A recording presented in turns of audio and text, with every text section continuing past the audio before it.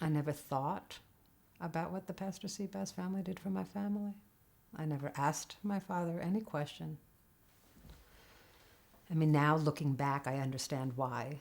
I think it was just completely opposed to everything I thought about the Germans. So how do I fit this story with all the atrocities? I mean, I was used to the horror stories. Nazi war crimes are still today an issue between Germans and the Holocaust victims, also a point of controversy for the victims' children. Mona is convinced that only by talking with one another will one overcome hatred. She researches and teaches this theme at the Northwestern University in Chicago.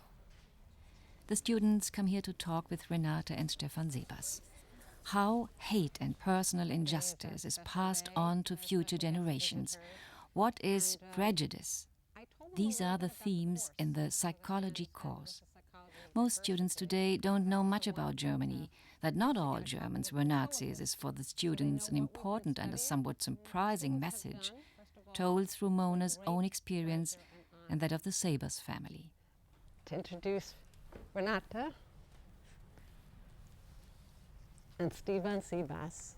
Everyone has read the book, so they all know the story, so I don't have to go through that emotional ordeal again. To try and understand people and not fall into the trap of making simple friend-enemy judgments.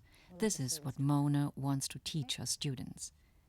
Sometimes Mona brings together children of the Holocaust victims and the children of Nazis, also between the descendants of former slaves and their masters. Her research brings people together who lived in the shadow of violence. Downtown Chicago, Mona lives and works here. Some 3 years ago, Mona established contact in Germany with the Seebass family. After the war, her father no longer had the strength to keep in contact with the family who helped him. The story of his survival and his experience with Renate and Stefan helped Mona to overcome her hatred of Germans. I think I said somewhere in the book that sometimes children have to finish what their parents did not finish. And I feel like I have finished something that had to be finished. Which is, though they didn't expect gratitude, I think it is important to show gratitude. I mean, I wouldn't be here today. The Goethe Institute in Chicago. Many people are here. Mona sent an application to the Yad Vashem Institute to honor the Seebass family. People who saved the lives of Jews during the Holocaust are honored by the Yad Vashem Institute as the righteous among the nations. Love and reverence for the Jewish people.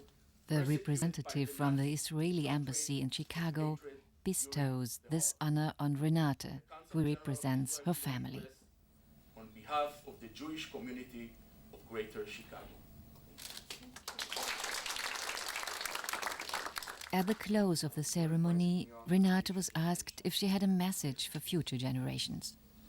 To respect each other always, regardless of color of skin, of faith, of nationality, it doesn't matter.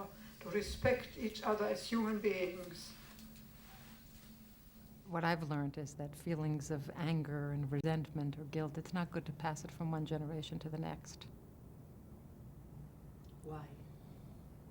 Because it just continues the cycle.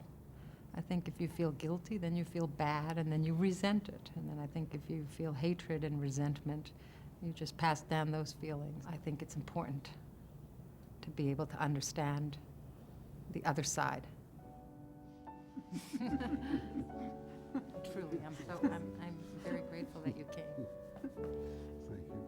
The story of the Seebass family and Adolf Weissmark, Mona's father, has come full circle, here in the Goethe Institute, after 60 years. I think I do. Yeah, I know you do. So I'm very, very, very happy that we had this chance. Mm-hmm. Almost lost it.